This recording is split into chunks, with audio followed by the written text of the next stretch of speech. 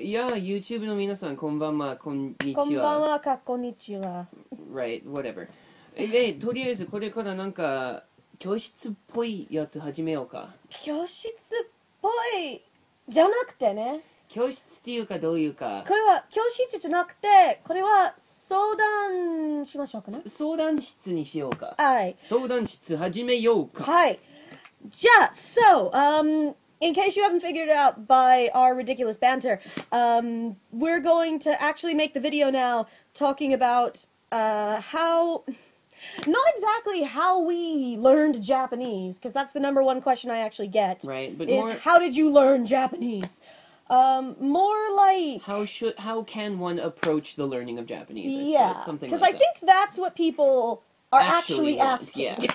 Yeah, so if you at the end of this, we'll actually probably talk a little bit specific materials and about like, the kind things of stuff that we didn't know used if like you're confused and you don't know where to start and you want some advice.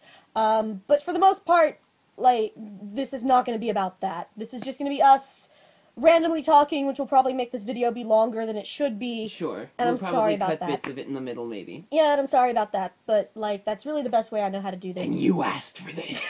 So, like the first thing, assuming that you're just now starting to learn Japanese and you have no prior basis, actually I guess anyone could really do this if they're stuck with learning. Try to figure out why you're learning Japanese, like what you actually want to do with it. Because, you know, there's a huge difference between something like watching NHK News and watching some video that was probably on 2chan. Of course, like, the language that you use is going to be completely different if you're reading a book, which is going to have, like, block text in it, that kind of thing, and maybe some pictures once in a while. And reading a manga, which is going to be mostly pictures with some words here and there that are going to be more colloquial, more like direct speech kind of thing. And half the words are going to be in katakana for no good reason, right? Because it looks cooler that way. Or they're going to be in like katakana and have a different reading next to it for some reason. Yeah. There's going to be a difference between like the stuff that you learn to do one thing and to do another. After that, I guess it would be to try to be realistic about how much time you actually have to study each day. And yes, I said each day, because this is language, and you have to take that shit seriously. Right. Because, you know, a lot of times, like, when I start to study for something new, like when I start to study for the JLPT, and I'm like, yeah, I'm gonna have, like, an hour a day! Study, and right? I'm gonna do this, like, Monday through Friday, at my work, at my desk, I'm gonna study for, and... No. Then it doesn't happen. No, and then, like, I often tend to think of future me as being a lot better than real me. Future me is no different from real me. So, like, when you're planning about how you're going to study, try to actually... plan how you're going to study, as opposed to how you think you're going to study. Yeah, pretty much. A general good guideline is something like 15 minutes a day of review and maybe some new stuff would be a good place to start. If you can do more than that, great. If you can't, you know, that's fine and everything. But, like... And it doesn't have to be the same every single day. No, certainly not. After you figure out that bit, then try to find things that, like, fit into your lifestyle, like, and you can kind of already go with what you know about yourself from when you've learned things in the past. So, like, if you know for a fact you're the sort that likes things already, like, structured for you and figured out with, like, assignments and quizzes and, like, a method, then you can get, like, a textbook, like one of the Genki series or whatever. Yeah, I actually have a couple of those right here. You actually have... Yeah, I never also, like, I cannot stand... this sort of, like, write it. Oh, I know that you have to. Yeah, it's that sort of thing. I know like, you have to do that, but, like, I hate it so much. And then the intermediate kanji book has less of that because it expects you to simply know them off the bat for some reason. But something like intermediate Japanese, an integrated approach to intermediate Japanese, has... It's what we used in my third year college class. Yeah, I think that's what we used in my intensive class when I was here. But, like, it's got, you know, specific lesson stuff that you're going to do with that. If that's the sort of thing that you want, then you get, like, a textbook. If you like... Not a fan of that approach, and you hate someone telling you what to do, you can just kind of go online and find whatever, like, JapanesePod101.com has all those podcasts that I know bunches of people use. I mean, like, Google is your good friend here. Learn Japanese, enter, and then... Also, like, there's Renshu.org, which is really good, but, like, it's not for beginners. True. It's for someone who's already got a little bit of a It assumes you know what you're looking for. Yeah. But, like, the point for that one is, if you don't like the school sort of approach, if you want to just sort of be chill about it, then you can find tons and tons of, like, Flash-based programs that you can use that are Yeah. like, this is a flashcard. That'll show you this side, and then you have to type in at the bottom what it is. And then Right. we should mention some of the DS games Yeah, as well. I used Kakitori-kun, which is actually meant for studying for the Kanji Kente exam. But it's meant for Japanese people, depending on where you get it. Yeah. So, like, you'll have to actually know some Japanese in order to use that game, but I got addicted to it because I'm this sort of one-track mind person. Right. I actually downloaded for a very short time the My Japanese Coach. I use that too. And they've got like that entire series, My Japanese Coach, My Russian Coach, I got My really frustrated when the mini games didn't work the way I wanted them to. Right? Kind of like one of those things where like it shows you a color and you have to say it and it's like blue and you're like, oh, and they're like, no, sorry. Oh. For that matter, I had the same problem with Rosetta Stone Japanese. Yeah, Rosetta Stone, well, I mean, everyone likes it. So maybe if Rosetta Stone is a thing that you've looked at before, it might work for you, but... Okay, yeah, we should actually get back to what we were talking about. About the use of anime and manga. Yeah, right. So when I first started learning Japanese, I had lots of anime stuff. And if anyone who likes Japanese, chances are you're one of the people that torrents animes and watches them with the subtitles. And that's how you got interested in learning Japanese and anyway. that's totally fine and everything. And I thought for a while, I'll just learn what they're saying and put it with the subtitles, and I'll be able to speak Japanese. And that's when you were 13 years old. That's definitely when I still had a ton of acne on my face and carried around an Inuyasha bag. I learned, quite a bit of what I thought was legitimate Japanese. And then Nani, migete, hayaku. Right. And then, I went to my first Japanese class, and it was not exactly the thing that I had ought to have known. If you're looking to do some sort of, listening test to try to make yourself better at listening to colloquial Japanese, and Japanese from dialects in certain regions and whatever, then anime is great. But start with the basis of having already been able to start to form the sentences and make complete thoughts in the language first before you just try to learn crap from Japanese. Because I swear to God, the next stupid weeaboo that I hear at putting bayo at the end of a sentence, I'm going to punch straight in the nose. Yeah, beyond that, I suppose my actual next bit of general advice is to try to set goals for yourself every so often that you can achieve, or else you're going to get super demotivated and frustrated. Bogged down and yeah. Because, most people set out to be like, I'm gonna be fluent! All the time, and then they start from 0 and want to get to 100, and there's no checkpoints in the middle. It's like in a Sonic game, if you accidentally jump over the little checkpoint thing, and then you go, shit! And then you die and you have to go all the way back to the beginning of the level. That sucks! So, try to run through the checkpoints. Yeah, Set your own checkpoints. What am I, 5 years later, and I still don't consider myself fluent? Right? I mean, I'm good, but I'm not fluent. Right? There's a difference between fluent and functional, which is what the both of us are. Yeah. So, try to basically say, okay, this week, I'm gonna be able to say atata kakunakata without stuttering in the fucking middle of it. Impressive. Or, something like Basugasu Bakuhatsu, which anyone who's watched Azumanga Daioh will recognize. Sukurimashou. We gotta stop that. Yeah, we're not doing well for that whole weeaboo thing we just said. We're really not. But, for instance, like a Japanese tongue twister like that one would be really great. There's plenty of those as well. Or you could say, today I'm going to be able to write such and forth of a certain amount of sentences using Japanese. Yeah. Or today I'm... Then the last bit of actual advice that we have before we move on into other things... try, if you can, to find someone else who's learning Japanese to work with you. Find someone else. Yeah, you can find someone else in person, which is great and awesome, or you can go to, any of the 500,000 forums online and see if you can set up Skype dates with people. Which is kind of dangerous sometimes. You never meet a stranger without having, whatever. But, the point for that one is, if you find someone and they're just gonna troll or be a dick or something like that, don't stay with it, find a different person, that kind of thing. It's gonna be difficult to find someone who's actually going to be just as enthusiastic and, hardworking about it as you are, because I trust that all of you are going to be enthusiastic and hardworking. And also, before any of you ask if I can be your language partner, because I've had several people, I actually probably don't have time to be the entire internet's conversation partner. And, I am kind of sorry about that.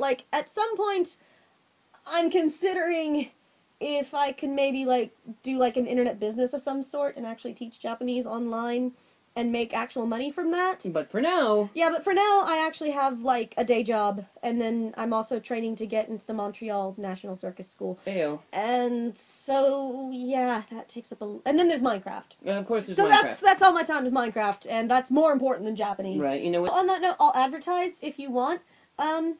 Like a Japanese partner, I have to do a pen pal project with my students. I actually have a couple of those as well. Where, like, I'm having, like, my students, they just started the new school year, so they're doing, like, that self-introduction unit.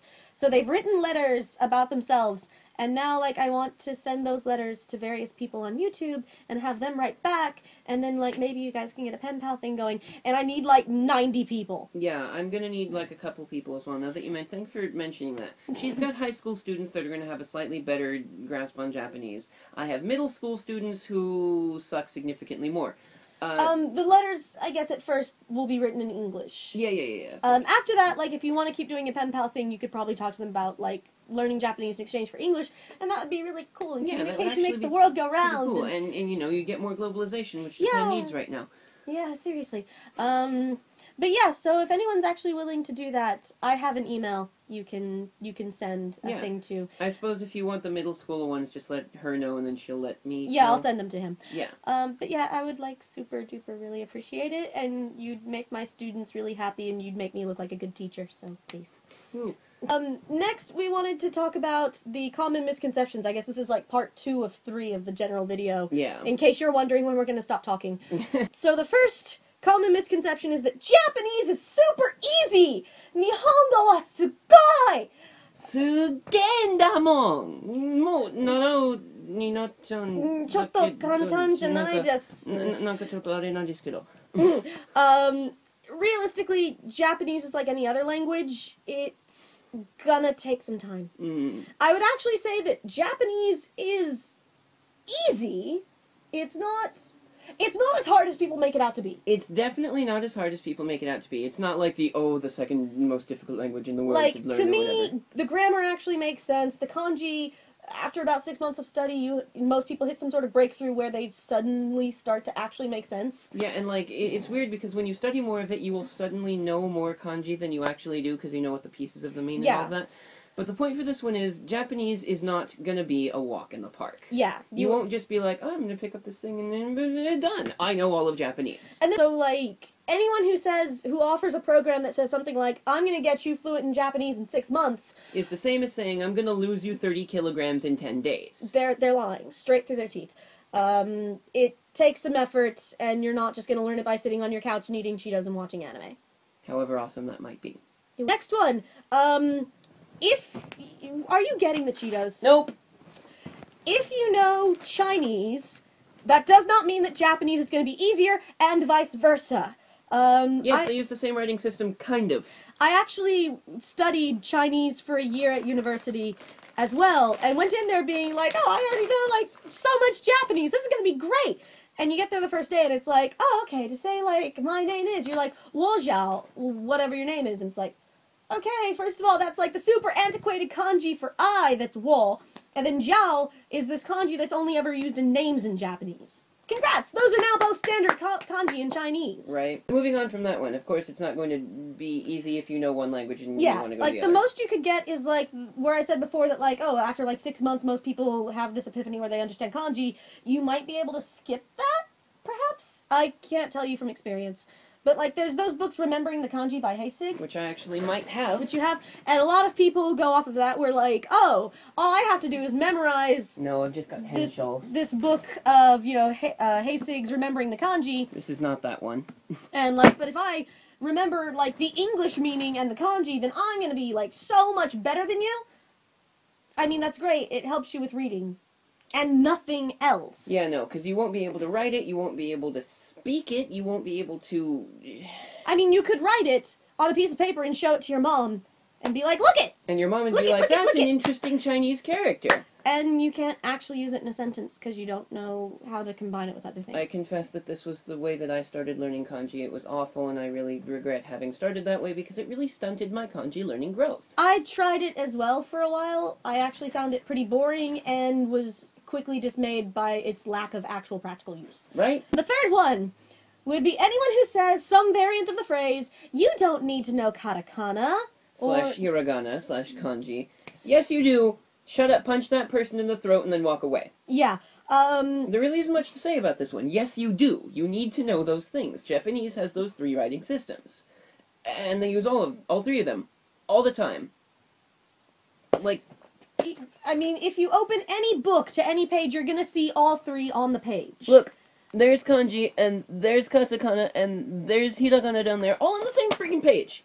So... You're gonna need it. They're lying. You need all of them.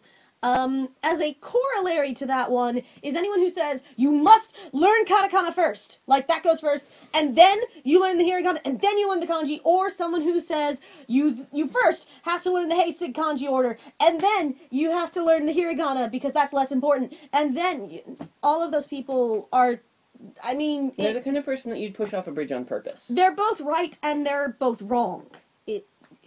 Really... My personal recommendation, just for me, is learn hiragana first. Hiragana, katakana, kanji, right? Yeah. That was my way to do it, too, but that's... It's whatever the hell you want to do. Going back to that whole thing about, figure out what exactly you're wanting to learn for. If you want to read a newspaper, you're probably going to study a lot more kanji. If you want to read manga, you're probably going to be looking at a lot more hiragana and katakana, because you could just use the little furigana readings if you really wanted. The 4th one we have... Anime sentence quirks are cute, desu! So na bio! Yeah, no one speaks like this. Knock that shit off. Like, the only time I've ever heard any of my students speak like that is when they're intentionally mocking someone or making a joke. Or quoting from a manga or something like that. No. Yeah, don't... Just don't do that. Yeah, Just don't do it. There's no excuse. There's no good time. Just don't do it. Unless you're like a Japanese comic or something as well, or you're making a joke in Japanese, at which point, okay, if you can pull it off, then do it, but don't use it in casual speech, because I swear to God, the next Japanese 1 student that I hear that puts, like, desu! On the end of a sentence, Kawaii kawaii neko neko desu desu. This isn't Rosen Maiden, you're not Suisei Seki, and that means that I will be sent to jail for killing you. The last one we have is, there is such a thing as feminine and masculine Japanese. It's not like in French or the other Latin languages where yeah, no, it's not has a gender. It's just... Girls tend to say one thing and guys tend to say another. And it is a real thing, and while it's not cut and dry, hard and fast, you can use the one or the other depending on the situation. If you're using the wrong one in the wrong time, you are going to get laughed at. Yeah, or if you use something too much, and it's wrong, they're going to be like, okay, this guy's kind of weird. For example, in order to say very, like, guys would say cho, and girls typically say mecha. They mean the same thing. But people think that mecha sounds cuter or girlier. And cho is like more manly, muscly, glistening sweat. Like, for example, I tend to say cho, but I'm also a young person and it's more easily forgiven. But yes, my students do notice, and yes, they think it's extra funny. Like, it's not wrong, per se, for me to do it, but they have noticed there's a particular quirk about my style of speaking. I speak, like, and then with the audience and stuff, like, obviously, how I talk to my students is very, very different from how I would talk to my coworkers. Like, when I first came here, I actually got, like, laughed at a little bit, because whenever I respond to something, I say, like, oh, hi, or something like that, or, like, if someone's talking, like, oh, yeah, hi. But then, like, my supervisor apparently went home to his wife later that day, and had gotten in the habit of listening to me, being like, she would say something, she was like, oh, yeah, hi. And she'd be like, why are you talking like a little kid? And he's like, oh, sorry, I was talking to the ALT, and she's a little girl, and now, as for part 3 of this video, for the stuff that we actually used, like actual things that we can direct you to and say, that's good or that sucks, we've already done that a little bit, I suppose. Maybe a little bit here and there, yeah, but let's go back through it again. So, as far as when I started learning Japanese, I did the same thing as he said, like, where I'd seen some anime. So, like, I knew, like, nani, kawaii, desu, neko, all that nonsense. But, I started in university. We used, what was that book called? Nakama? Yeah, that was the one. We had that one, but we didn't use it. We instead used a different one whose name I don't remember. Anyway. But yeah, Nakama was alright. It was decent. It's kind of boring. I don't recommend it if you're just going to study at home with it. Bunches of people really, really like the Genki series. And once I got to 3rd year, we used that integrated approach to intermediate Japanese. Mine was actually blue. I don't know why yours is red themed. I think mine is, like, 2nd level up. Really? I think there's only one version. Because this one is Chukyu. Yeah, mine is also Chukyu. I see. There may just be, like, 2 different editions. Yeah, it might be something like that. Either, like, one of us has the 1st or 2nd edition. But in any case, this one is also done by the Japan Times. They're most of the stuff Japan Times puts out is fairly solid. Yeah. It's difficult. And there's not a lot of English to help you. Right, like, you know, chapter 1 is going to be a little bit easier, of course. It's got, like... yeah, like, what is that? The first grammar note is, like, ano, sono? That's where it starts? Which is going to be, like, you know, this, that thing over there, that kind of thing. You know how it works. But it starts with, like, it gives you a list of stuff, kanji that you should learn, a list of words that you should be able to read. And then, like, it explains bits of the grammar that it uses in the model sentences and crap. Yeah. All of this is, like, stuff that you need to read and all that. It's a good book, but it's difficult to work with if you're going to start that way. Yeah, if you're just starting Japanese, do not even look at this book right now. Yeah, no. Like I said before, there's JapanesePod101.com. I actually listen to I used to listen to their podcast pretty often. On my drives to work, I just plugged in my iPod into my car stereo. And those are generally, you know, pretty good. I don't have an overt problem with them. They're not awful, of course. Yeah, I mean, you tend to only learn a little bit at a time, but I suppose that's better than overloading yourself. Right. But yeah, I've got nothing against that. You're gonna get books once in a while that are things like Colloquial Japanese by Clark and all of them. A Guide to Japanese Grammar. And, you know, any of the sort of things like this. The problem with these books is, as you look inside, there's not gonna be any actual Japanese writing. They're gonna do everything in Romaji, which is... Don't use Romaji! Never. If you use Romaji, you're gonna screw everything up, and everything's gonna be horrible, and you'll be laughed at, and you'll probably have to go and, you know, sacrifice yourself to the gods of being stupid. Yeah, that's why I recommended that you learn hiragana first. That's how we did it. We had 2 weeks to become proficient in hiragana. We had to do, like, a little flashcard test where you had to flip over 60 flashcards minimum in 1 minute and be able to read them. Because that way you avoid Romaji. Yeah. The Kanji de manga, the Kata de manga, we've covered that as far as what we think. I like Kanji de manga, and you can get it on your Kindle, which is how I did it. Right. Cool. I actually had the overpriced tiny books. They're something like $10 each, which is ridiculous because they're like 40 pages. Kindle was like $3 each back in the day. You don't actually have to build paper of it. My next recommendation is using the basic kanji book, which is done by Bonjinsha Corporation. It's the publisher. I really like these books. The first one is like a dark red color. I lent it to someone. But the basic kanji books I recommend mostly because at the very beginning of your learning kanji, it shows you how to write the kanji, what it means, and how to use it immediately. And you can work with the ones that you know through all of the exercises, and it goes back and does review stuff every once in a while as well, which I think is super important. That said, it is not the only way to do it. I learned kanji just through my textbooks as normal, and then I also studied for what's called the Kanji Kente, which is like Japan's standardized kanji test. Our high school students take it. I took it back in Dallas through special permissions. Yeah, there's like different levels of the test. And you can get like the Kanji Kente company actually puts out review books that are really good, and I honestly kind of like that way of studying. Yeah, and you know, kanji. That's legitimate as well. Same thing with the Kakitori-kun. Kakitori, yeah, that's another thing. Like, DS apps are going to be super DS.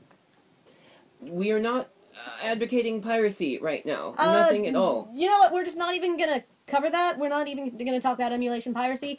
Kakitori-kun. Right. It's a good thing. We're just going to leave that up to you. Because I didn't pirate it. I actually own the full thing. Because DS games are not region locked. Right. It's true. DS games are not region locked, and you can get them all over Amazon 3DS is region locked. DS is not. Tools that I use in Firefox and possibly in Chrome. There's a plugin called Rekai-chan. Rekai-chan. Yeah, I know that one. I use it a lot because I live in Japan and I have to look up websites. That's the one where you can like mouse over it. If you activate it and put your mouse over some Japanese text, it will grab like the nearest block of what it thinks is a word, and it will tell you like how to read it and what it actually means.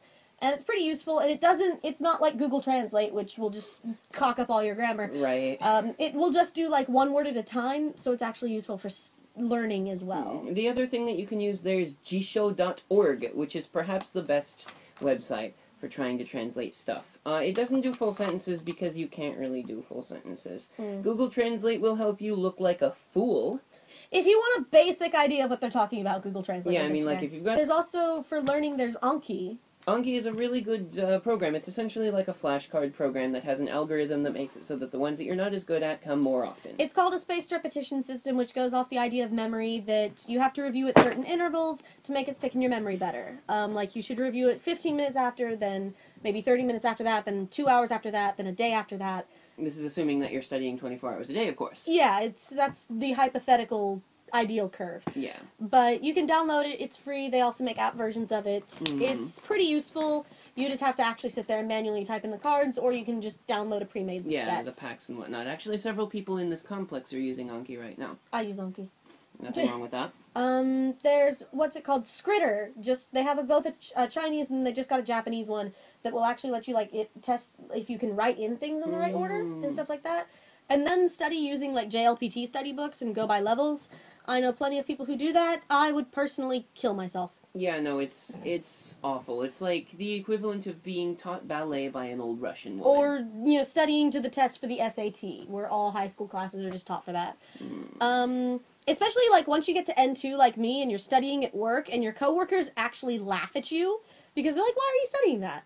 No one says that. No one uses that. I haven't seen that since ancient Japanese poetry in high school. Right. As far as, like, once you get to the point where you actually want to read books, I generally, like, you can get, like, they even have, like, the Japanese version of The Very Hungry Caterpillar. It's freaking amazing. If you want to stick with, I actually have that at home. If you want to stick with, like, little children's books or something at first. Yeah, children's books are amazing for that.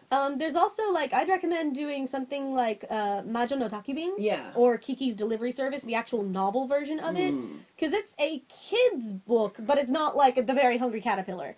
It's more like a third grader might read it. You can also use light novels of things like the Lucky Star series, something that's not got a whole bunch of heavy subject matter on it. Like the Dot Hack book that I'm reading right now is a bunch of complicated words and stuff, and I have to look stuff up every once in a while. But the Lucky Star light novels, several of which I've actually got, are relatively easy to read because they're not anything complicated. They're not plumbing the depths of human existence or anything like that.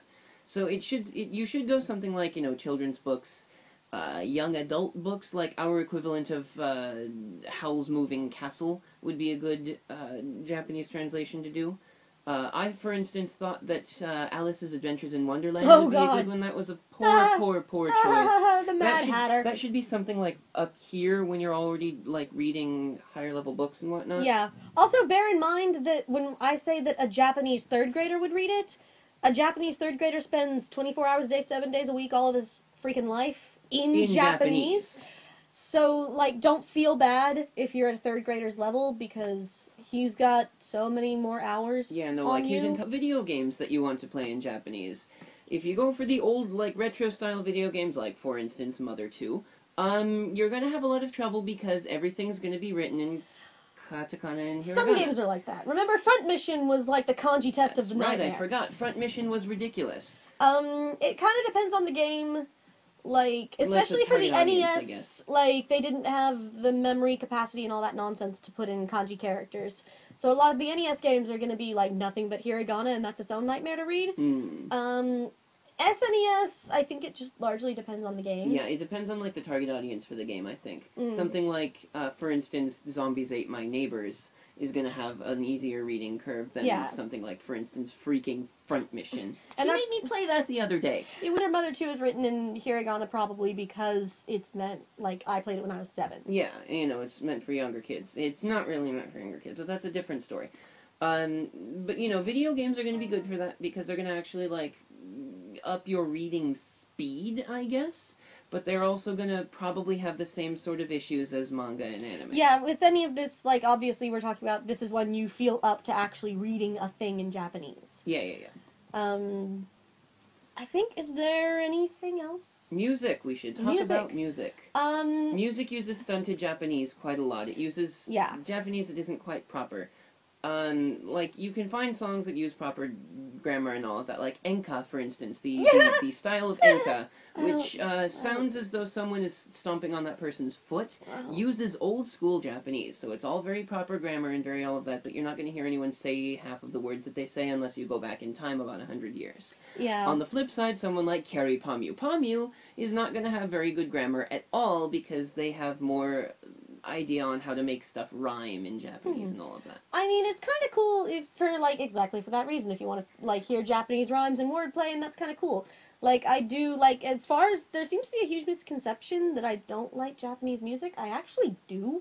Yeah, I mean, like she listens to Perfume and stuff like that all the time. I tell my students that Perfume's my favorite, and I have to do the Perfume dance, and they all think it's adorable. And don't you give me that look, you're the one. I do like Japanese music, and I would recommend it if you want listening practice, or just, oh, okay, that's like a random word. Like, if you want to learn imagery-based words. Right. Like, there you go, J-pop. Words with feelings and junk. Yeah. You'll become perfectly able to express your emotions for that cute boy in class. That's about it, isn't it? Yeah. Alright. Anything to say in ending? それでは、平式の言葉、メアリー先生。いえ、ダメ。私の言葉じゃなくて、あなたの。僕の言葉ですか？じゃあ、このビデオは以上です。起立Oh, no, we didn't bow at the exact same time. Oh, I'm sorry. Hang on. Ready? 5, 6, 7, 8. 1, 2, 3, 4, 5, 6, 7, 8. Nope, you're wrong again. You're wrong again.